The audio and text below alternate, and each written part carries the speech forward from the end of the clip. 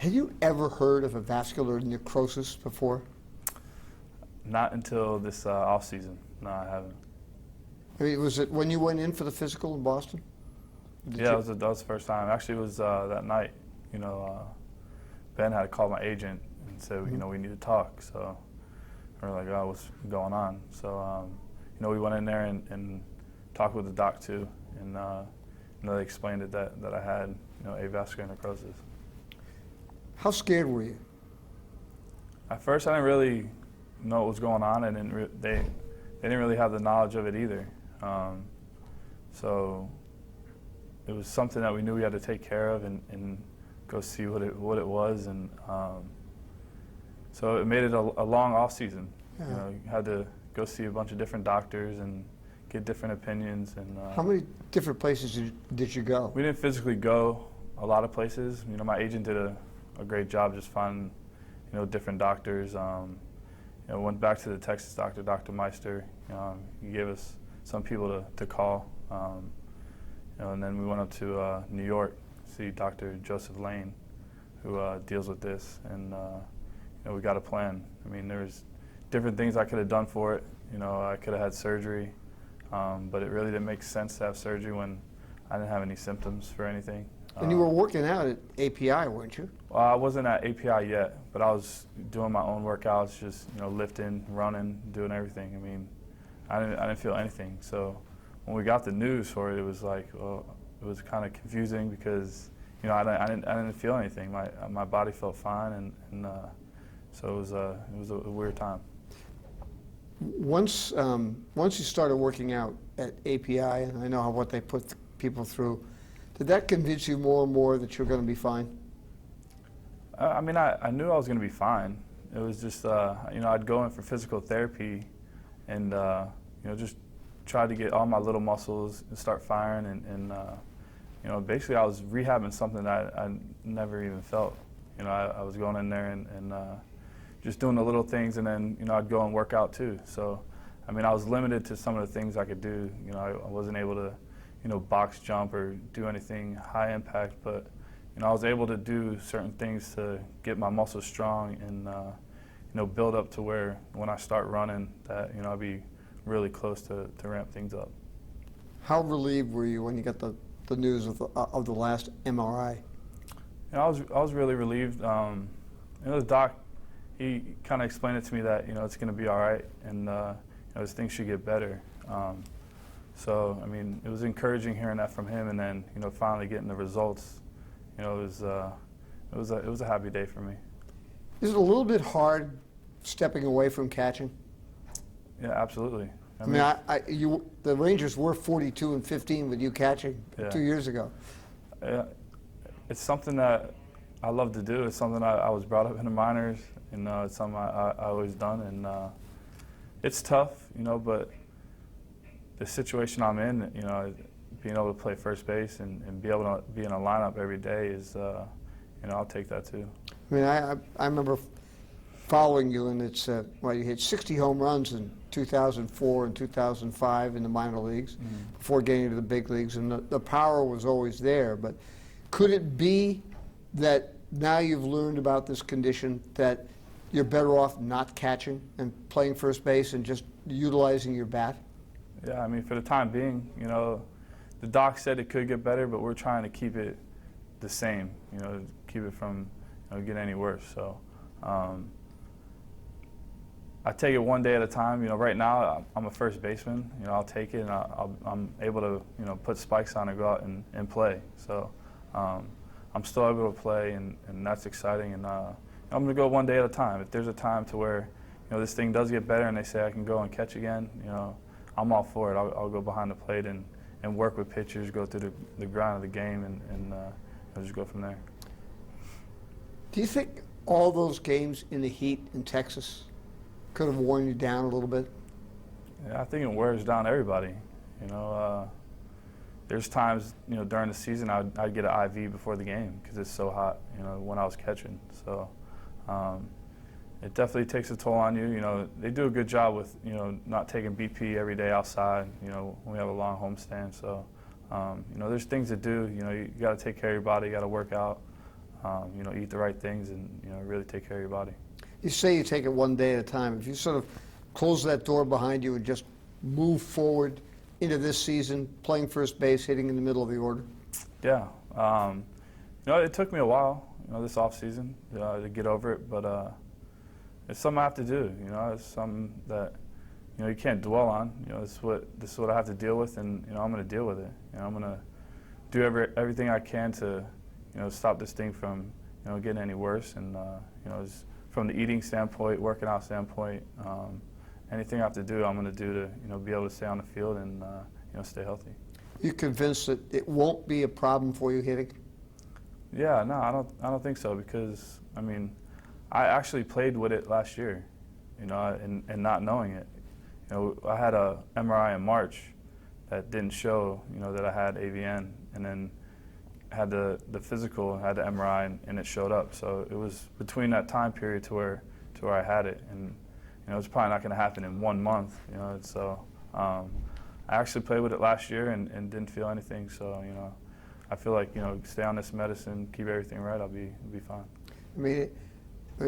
One of the things that I immediately heard was, oh well, that's why he dropped X amount of points in his batting average and slugging. Nah. What happened last year? I don't know. I did deal with some physical things last year. I came into spring training last year, already hurt. My ankle was banged up, and my whole left side by the end of the year was, I was struggling. So I don't know. Physically, I wasn't really there the whole year. But it was just one of them years.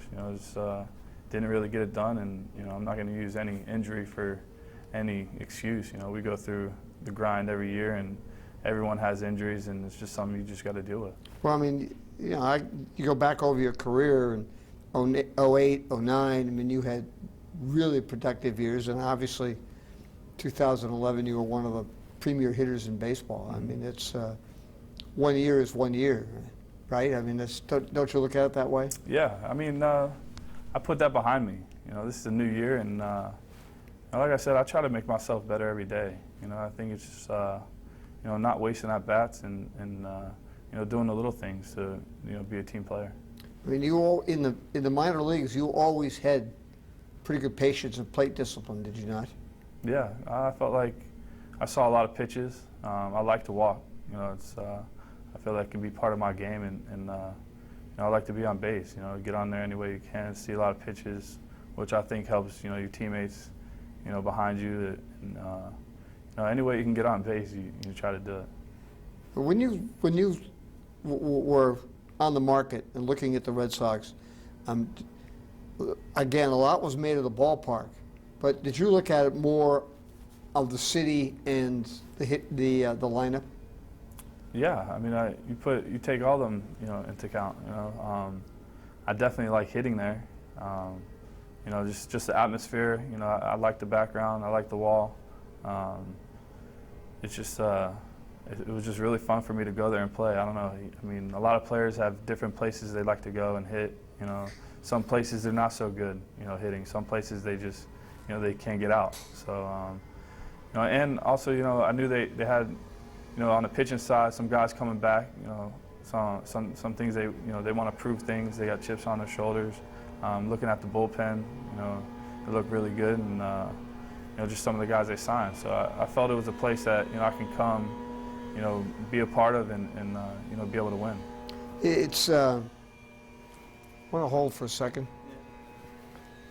Is that door open?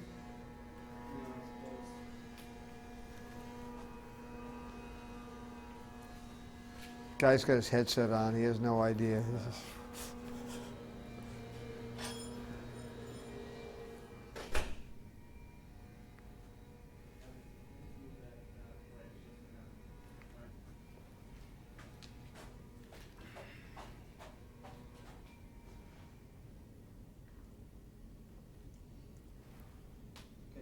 Okay. Oh, a few years ago, Mike Socha one time said to me, one of the reasons he thought you'd be really good in Boston is that he said your makeup is that of like a Northeast guy. Of course, he's one. And do you think that's true? I don't know. It really define that to me? I don't really know. I mean, Well, it's just somebody who likes to play with crowds, who likes to play with a little pressure and excitement around the ballpark. oh yeah, I mean that kind of excites me. I like it. I like when people around me and you know, trying to get at me. You know, it kind of fires me up a little bit. You know, just being in front of you, you're playing in front of thousands of people. You know, and to be able to perform in front of them, it's. I think it's kind of cool, and you just want to do good in front of them. I don't know. I guess, but yeah, I really like those situations. What I found interesting is, even though it was a really hard first 2 years, how enthusiastic John Lackey's been about it. It's like he's gone back to who he was. Have you noticed that this spring? Yeah. First of all, he looks great. He's in great shape. You know, I haven't seen him look like that in a long time. But John was a big part of. You know, he would send me texts all the time, asking, you know, what's going on. You know, you're gonna love this place. You should come play here. It's definitely a great place to play. Just the atmosphere. So he was definitely hyping it up, and he definitely had some other guys text me too. You know, get on me and you know, see what my plans were, how I felt, and what was gonna happen.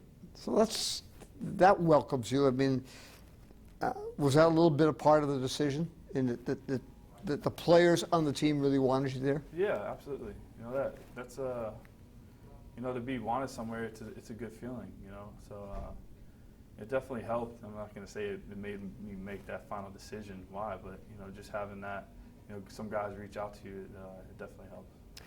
One thing I remember this, that I think it was 2003, you had some procedure on your shoulder. At the end of the 2008 season, you had your shoulders scraped out. I was thinking about this injury and having had to come back from a couple of other injuries, which sometimes are pretty scary ones to catch a shoulder. Does that help you fight through something that crops up now? Well, I know that. Yeah, I mean, going through those injuries, there was times where you're almost doubting that you're going to play again, or you know, why isn't it feeling good, and you just got to, you know, grind through it. So, you know, after my first surgery, that was probably the hardest, coming back from that, because you're just like, what's going on? You know, why is my arm feeling good? When is it going to feel good? You're 6 months out of surgery, and you're doing all the rehab, you're doing everything you can, and it's still not feeling good. And I think it's just trusting the doctors and you know, listening to them and just trusting them that, you know, what they're telling you is, you know, it's going to come back, you're going to feel fine, and go from there. So, so dealing with this, I know that there's going to be, you know, times where I'm just going to have to grind through things, and you know, I'm that type of guy anyway. So I mean, I'm going to play as long as I can, and you know, I can walk and you know, do the right things on a baseball field.